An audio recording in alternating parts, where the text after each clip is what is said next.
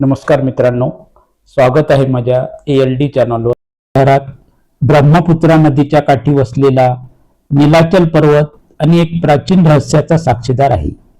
येथेच माता सतीचे योनी स्वरूप पडले होते असे मानले जाते. ही कथा केवळ एका मंदिराची नाही, तर ती स्त्रीत्व, सृजन आणि अढळ भक्तीची आहे.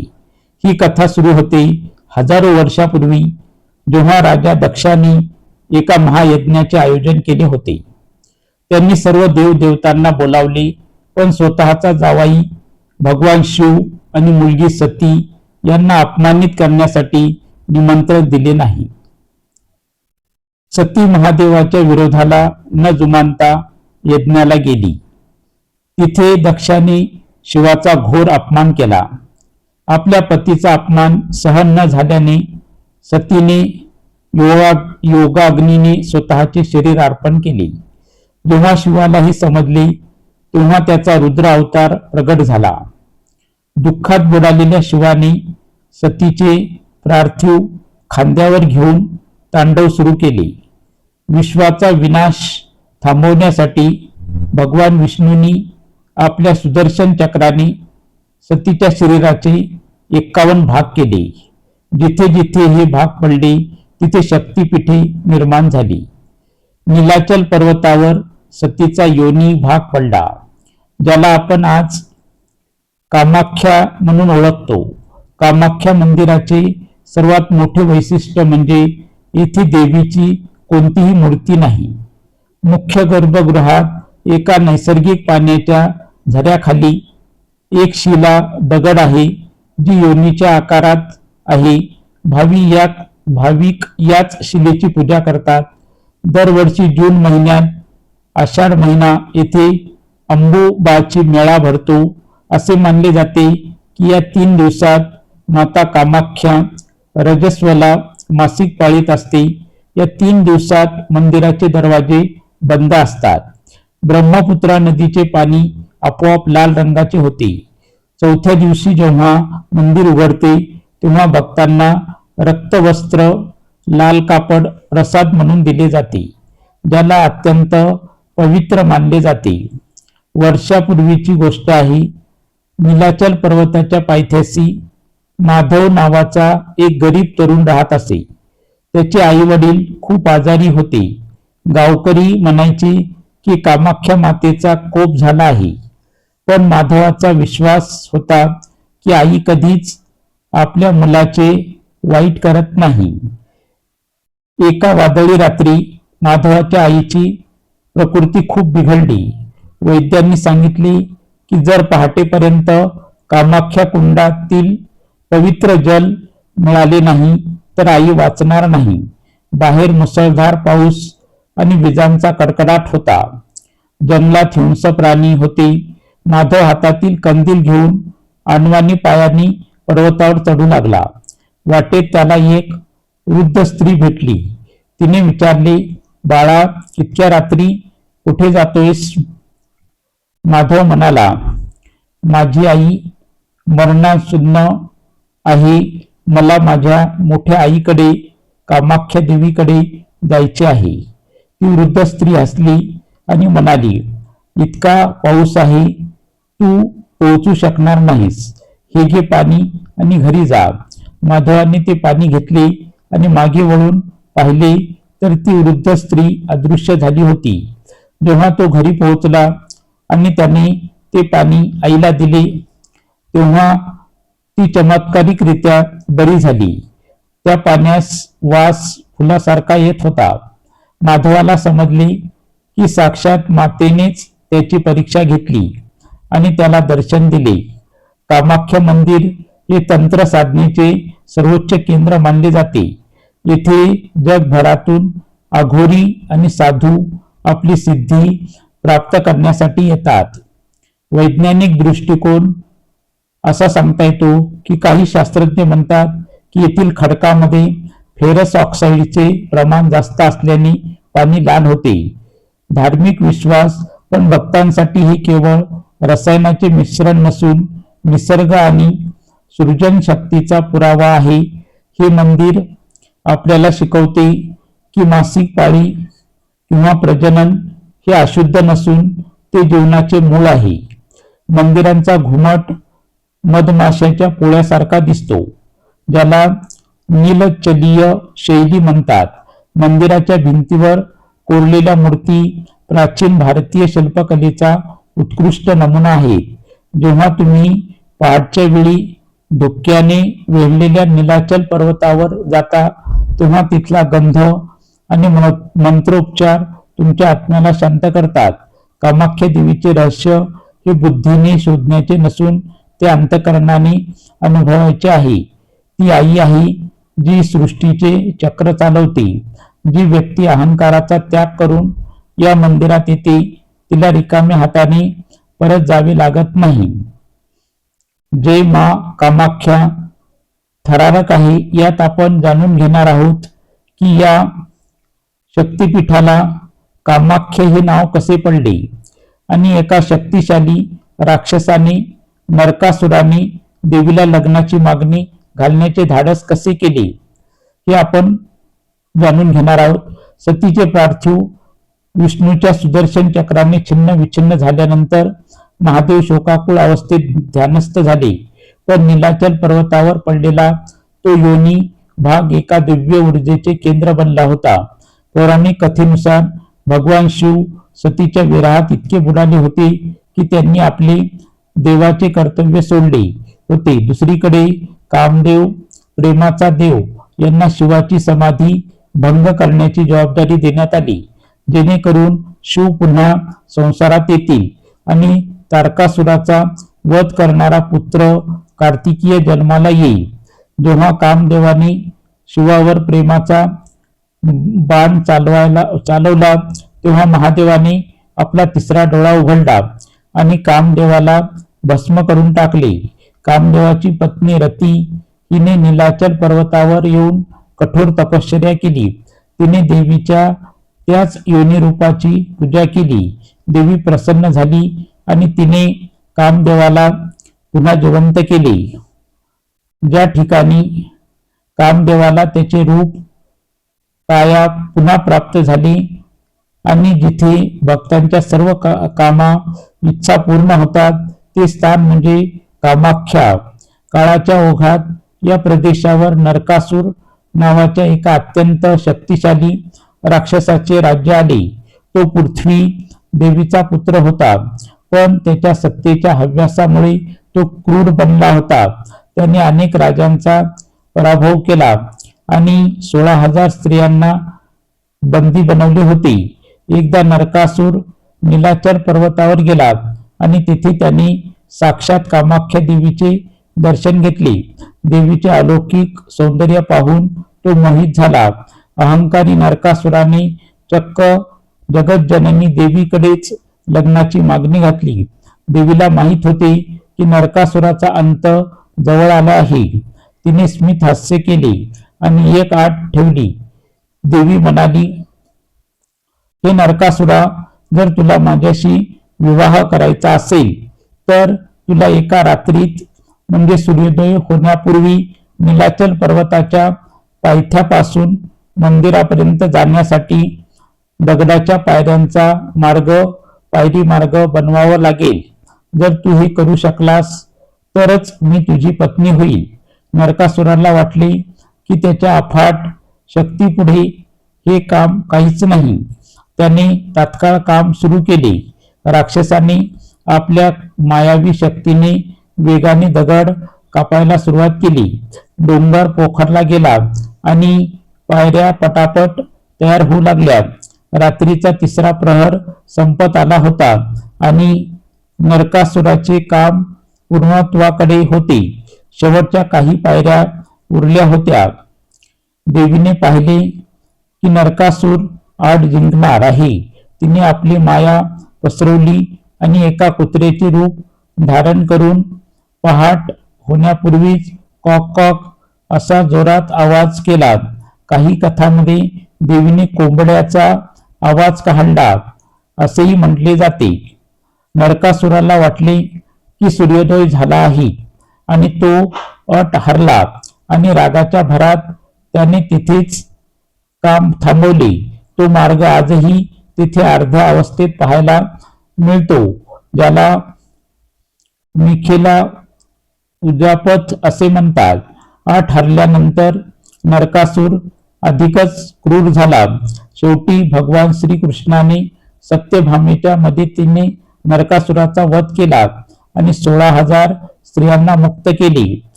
मरण्यापूर्वी नरकासुराने देवीची माफी मागितली आणि देवीने त्याला वरदान दिले की त्याचे नाव इतिहासात कायम स्मरणात राहील. त्याच्या वधानंतरच आपण नरक चतुर्दशी साजरी करतो. नरकासुराची कथा आपल्याला शिकवते की भक्तीमध्ये समर्पण असावे लागते, अहंकार नाही. जेव्हा आपण देवाला मिळवण्यासाठी अटी घालतो किंवा बळजबरी करतो तेव्हा आपला पराभव निश्चित असतो आणि भक्तीच्या सर्वोच्च शिखरावर नेणारा आहे. या भागात आपण अंबुबाचा मेळा आणि त्यामागील ते गूढ रहस्य जाणून घेणार आहोत, जे दरवर्षी लाखो लोकांना चकित करते. नीलाचल पर्वतावर जेव्हा पावसाळ्याची सुरुवात होते आणि आषाढ महिना लागतो तेव्हा संपूर्ण निसर्ग एका वेगळ्या रंगात न्हाऊन निघतो. हेच 3 दिवस असतात जेव्हा सृष्टीची जननी माता कामाख्या आपल्या नैसर्गिक चक्रातून जात असते. दरवर्षी जून महिन्यात आषाढ महिन्यात असा एक काळ येतो जेव्हा कामाख्या मंदिराचे मुख्य दरवाजे 3 दिवसासाठी पूर्णपणे बंद केले जातात. याला अंबुबाची म्हणतात. पौराणिक मान्यतेनुसार या 3 दिवसात माता कामाख्या रजस्वला मासिक पाळीत असते. या काळात मंदिरात कोणतीही पूजा अर्चा होत नाही. भक्त मंदिराच्या बाहेर राहूनच मातेचे स्मरण करतात. ही केवळ एक परंपरा नसून ती स्त्रीत्वाचा सन्मान करणारी एक मोठी चळवळ आहे, जिथे सृजन शक्तीच्या मूळ कारणाचे पूजन केले जाते. या 3 दिवसातील सर्वात मोठे आश्चर्य म्हणजे मंदिराच्या पायथ्याशी वाहणारी विस्तीर्ण ब्रह्मपुत्रा नदी. असे मानले जाते की या काळात नदीचे पाणी आपोआप लाल रंगाचे होते. वैज्ञानिक तर्क काही लोक म्हणतात की हे जमिनीत असलेल्या खनिज द्रव्यामुळे फेरस ऑक्साईड पाण्याचा रंग बदलतो. भक्तांची श्रद्धा पण भक्त म्हणतात की ही मातेच्या देवी शक्तीची साक्ष आहे.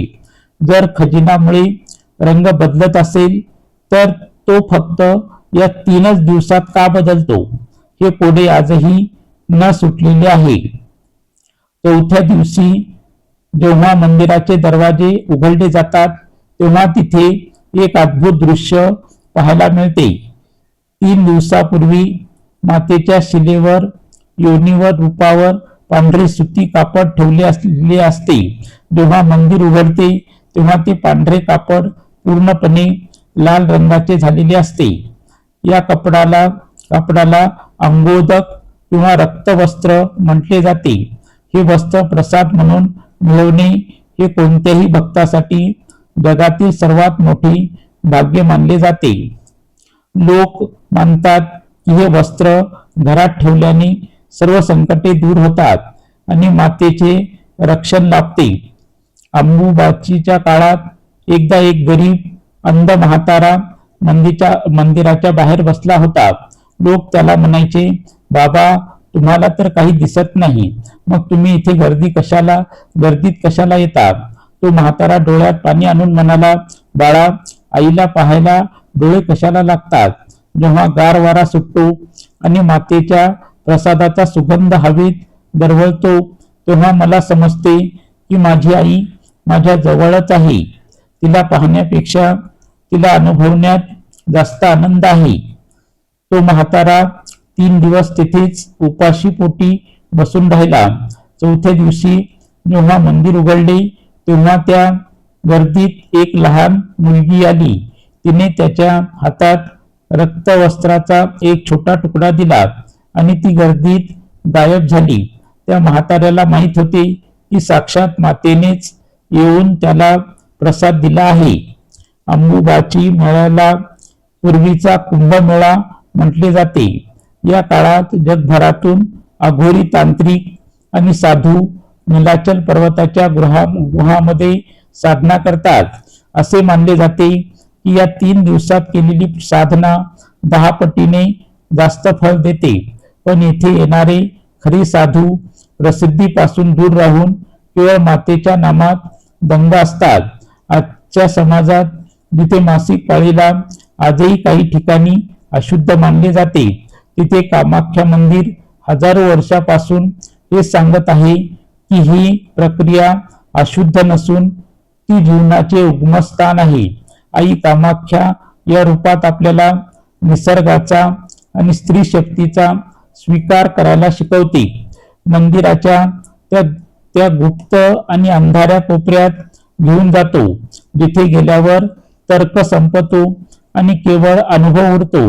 हा भाग आहे गर्भगृहातील रहस्य आणि गुप्त गुहेचा विधी. नीलाचल पर्वतावरील मुख्य मंदिराच्या सुवर्ण कलशाखाली एक अशी जागा आहे जिथे पोहोचण्यासाठी तुम्हाला पायऱ्या उतरून जमिनीच्या खाली जावे लागते. हे मंदिर वरून जेवढे भव्य दिसते त्याहून अधिक रहस्यमयी ते आतून आहे. जेव्हा एखादा भक्त मंदिराच्या मुख्य प्रवेशद्वारातून आत शिरतो तेव्हा त्याला मंद प्रकाश आणि धुपाचा सुगंध जाणवतो. इथे कोणतीही संगमरवरी मूर्ती नाही किंवा रोषणाई नाही. तुम्हाला दगडी पायऱ्या उतरून खाली एका गुहेसारखा भागात जावे लागते. तिथे पोहोचल्यावर दिसते ती फक्त एक शिला दगड.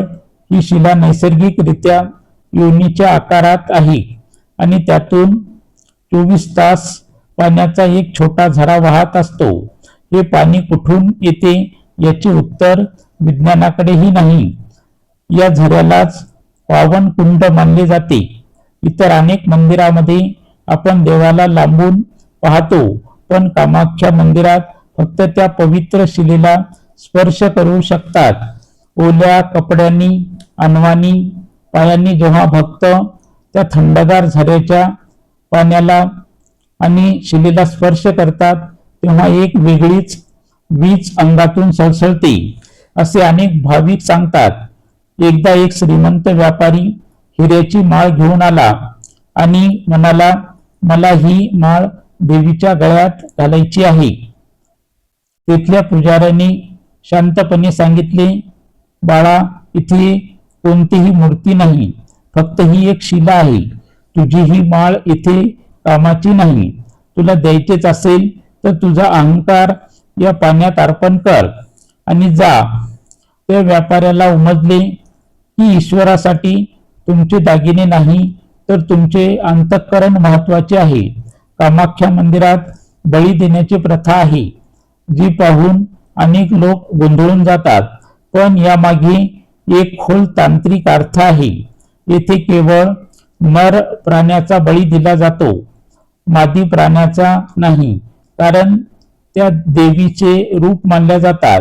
तांत्रिक भाषेत बळी देणे म्हणजे आपल्यातील काम, क्रोध, मंद, मत्सर यासारख्या पशुवृत्तीचा त्याग करणे हे होय. आजही येथे लोक नारळ किंवा कोहळा कापून प्रतिकात्मक बळी देतात. जगातील हे एकमेव असे मंदिर आहे जे थेट प्रजनन आणि सृजन शक्तीची पूजा करते. जेव्हा आपण या गुहेत शिरतो तेव्हा आपल्याला जाणीव होते की आपण सर्वजण एका स्त्रीच्या माध्यमातूनच या जगात आलो आहोत. हे मंदिर आपल्याला सांगते की स्त्रीचे शरीर हे अशुद्ध नाही, तर ते जगातील सर्वात मोठे मंदिर आहे, कारण तेथूनच जीवनाची सुरुवात होते. रात्रीच्या वेळी जेव्हा सर्व भाविक निघून जातात तेव्हा नीलाचल पर्वतावर वेगळेच वातावरण असते. गुहेच्या बाहेर आणि स्मशानभूमीच्या जवळ अनेक साधू ध्यानाला बसतात. असे मानले जाते की मध्यरात्री खुद्द कामाख्या देवी आपल्या सखीसोबत, योगिनीसोबत तिथे संचार करते. तेथील हवेत एक प्रकारचा थरार आणि देवी ऊर्जा जाणवते. गर्भगृहातील तो अंधार आपल्याला शिकवतो की जीवनातील खरी शांतता बाहेरच्या गोंधळात नाही, तर आपल्या स्वतःच्या आत अंतर्मनात दडलेली आहे. जसा तो झरा सतत वाहत असतो, तशीच ईश्वराची कृपा ही अखंड आहे. फक्त आपल्याला तेथे पोहोचण्यासाठी श्रद्धेच्या पायऱ्या उतराव्या लागतात. नीलाचल पर्वतावर केवळ कामाख्या देवीच नाही, तर तिच्यासोबत इतर 9 शक्तीचीही निवासस्थाने आहेत. या सर्वांना मिळून दश महाविद्या म्हटली जाते. या भागाचा प्रवास आपल्याला पूर्णत्वाकडे घेऊन जातो. कामाख्या मंदिराच्या आजूबाजूला काली तारा, भुवनेश्वरी, भैरवी, छिन्नमस्ता, भूमावती, बंगलामुखी, मातंगी आणि कमला या 9 देवीची मंदिरे आहेत. काली काळाचा अंत करणारी, भूमावती जी विधवा रूपात आहे, जी आपल्याला शिकवते की दुःख आणि एकाकीपणातही ईश्वर असतो. छिन्नमस्ता जिने स्वतःचे मस्तक कापले आहे, जी अहंकाराचा त्याग करण्याचे सर्वोच्च प्रतीक आहे. जेव्हा एखादा भक्त या 10ही मंदिराची यात्रा पूर्ण करतो, तेव्हा त्याला सृष्टीच्या सर्व रूपांचे सृजन, पालन आणि विनाश दर्शन घडवते. मंदिराच्या जवळच एक सौभाग्य कुंड आहे.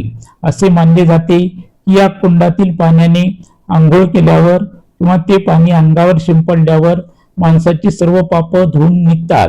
एकदा एक वृद्ध गृहस्थ आपल्या मुलाला घेऊन आले होते. मुलगा खूप नास्तिक होता. त्याने विचारले, बाबा, या पाण्यात काय विशेष आहे? हे तर फक्त पाणी आहे. वडिलांनी शांतपणे उत्तर दिले, पाणी तर गंगेतही असते आणि नाल्यातही. फरक तुझ्या दृष्टिकोनाचा आहे. जर तू याला हायड्रोजन आणि ऑक्सिजन समजशील तर ते पाणी आहे, पण जर तू याला आईचा आशीर्वाद समजशील तर ते अमृत आहे. कथेच्या सुरुवातीला आपण माधव नावाच्या तरुणाबद्दल वाचले होते. माधवाच्या आईला जेव्हा कामाख्या जल मिळाले आणि ती बरी झाली, तेव्हा माधव पुन्हा पर्वतावर गेला. त्याला ती वृद्ध स्त्री पुन्हा भेटली नाही, पण त्याला मंदिराच्या गर्भगृहात त्या शिलेच्या दर्शनावेळी तीच मायाळू सावली जाणवली. त्याला उमजले की आई कामाख्या कुठेही बाहेर नाही, ती आपल्या श्रद्धेत आणि आपल्या आईच्या रूपातच आहे. माधव आता तिथेच राहून सेवा करू लागला. त्यांनी पाहिले की दरवर्षी लाखो लोक येतात. कुणी श्रीमंत, कुणी गरीब, कुणी विद्रूप, कुणी सुंदर, पण देवीच्या दारात गेल्यावर प्रत्येक जण फक्त एक बाळ असतो, जिथे कोणताही भेदभाव उरत नाही. कामाख्या देवीची ही कथा आपल्याला काय शिकवते? यामधून आपल्याला काय मिळते? स्त्रीत्वाचा सन्मान. ज्या निसर्ग चक्राला समाज विटाळ म्हणतो, त्याची पूजा जगातील सर्वात मोठ्या शक्तिपीठात केली जाते. अहंकाराचा नाश. नरकासुरासारख्या शक्तिशाली राक्षसाचाही अहंकार निसर्गाच्या एका लहानशा आवाजापुढे, कोंबड्यांच्या आरवण्यापुढे टिकला नाही. समर्पण. शिवाने जसे सतीचे पार्थिव वाहून प्रेम व्यक्त केले, तसे ईश्वराचे आपल्यावर प्रेम आहे. जेव्हा आपण नीलाचल पर्वतावरून खाली उतरतो, तेव्हा आपल्या मागे राहते ते फक्त मंदिर नाही, तर एक ऊर्जा. ब्रह्मपुत्रीचा तो संत प्रवाह आणि मंदिराच्या कळसावर फडकणारा लाल ध्वज आपल्याला आठवण करून देतो की जगात कितीही अंधार असला तरी शक्ती नेहमीच जागृत असते.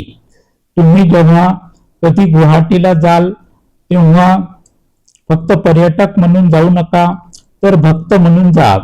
त्या मातीच्या सुगंध, तो पाण्याचा झरा आणि तिथल्या मंत्रोच्चार तुमच्या आयुष्याची दिशा बदलून टाकेल. कामाख्ये वरदे देवी नीलपर्वतवासिनी, तो देवी जगतमाता योनी मुद्रे नमस्तुते. आजच्या धावपळीच्या तांत्रिक आणि काहीशा विस्कळीत झालेल्या जगात कामाख्या देवीची ही प्राचीन कथा आपल्याला केवळ भक्तीच नाही तर जगण्याचे एक नवे सूत्र देऊन जाते. आज आपण विज्ञानाच्या युगात आहोत, पण तरीही आपल्या समाजात स्त्रीच्या नैसर्गिक शारीरिक चक्राबद्दल, मासिक पाळीबद्दल अनेक गैरसमज आणि संकोच आहेत. कामाख्या देवीचे मंदिर जगाला ओरडून सांगते की जे निसर्गदत्त आहे, जे कधीच अशुद्ध असू शकत नाही. जीवनातील प्रत्येक बदल, मग तो शरीराचा असो वा परिस्थितीचा, तो सृजनाचा, काहीतरी नवीन घडवण्याचा भाग असतो. त्याचा तिरस्कार करण्याऐवजी त्याचा स्वीकार करायला शिका. नरकासुराकडे अफाट शक्ती होती, संपत्ती होती, पण त्याच्याकडे विनम्रता नव्हती. त्याने साक्षात निसर्ग शक्तीला, देवीला स्वतःच्या अटीवर झुकवायचा प्रयत्न केला आणि तो हरला. आजच्या जगात आपण तंत्रज्ञान आणि पैशाच्या जोरावर निसर्गावर विजय मिळवून पाहतोय, पण कामाख्या कथा सांगते की खरी प्रगती निसर्गाशी लढण्यात नाही तर निसर्गाशी जुळवून घेण्यात आहे. शक्तिशाली असण्यापेक्षा सहनशील असणे जास्त महत्वाचे आहे. कामाख्या मंदिराचे गर्भगृह अंधारात आहे. तिथे कोणतीही झगमगाटी मूर्ती नाही. तिथे फक्त एक खडक आणि वाहणारे पाणी आहे. आज आपण बाहेरच्या जगात सोशल मीडिया, प्रसिद्धी, दिखावा, सुख शोधत आहोत, पण खरी शक्ती तुमच्या आतल्या शांततेत आणि साधेपणात दडलेली आहे. जसा तो झरा खडकातूनही वाट काढतो, तशीच तुमची जिद्द असेल तर तुम्ही कोणत्याही संकटातून मार्ग काढू शकता. कामाख्या केवळ एक तीर्थक्षेत्र नाही, तर ते स्त्रीत्वाच्या सन्मानाचे, निसर्गाच्या शक्तीचे आणि मानवी अस्तित्वाच्या मुळाचे पूजन आहे. आजच्या तरुण पिढीने कामाख्या देवीकडून हे शिकावे की तुमचा जन्म एका शक्तीतून झाला आहे. त्यामुळे स्वतःला कधीही कमकुवत समजू नका. जेव्हा तुम्ही स्वतःचा आणि निसर्गाचा आदर करता, तेव्हा संपूर्ण ब्रह्मांड तुमच्या पाठीशी उभे राहते. ही कथा जर तुम्हाला आवडली असेल तर माझ्या चॅनलला लाईक करा, शेअर करा. चॅनलवर जर नवीन असताल तर चॅनलला सबस्क्राईब करा. ही कथा तुम्हाला कशी वाटली ती कमेंटमध्ये लिहायला विसरू नका. आपण आपल्या तब्येतीची काळजी घ्या. पुन्हा भेटूयात अशा नवीन कथेसह. तोपर्यंत नमस्कार. जय हिंद, जय महाराष्ट्र.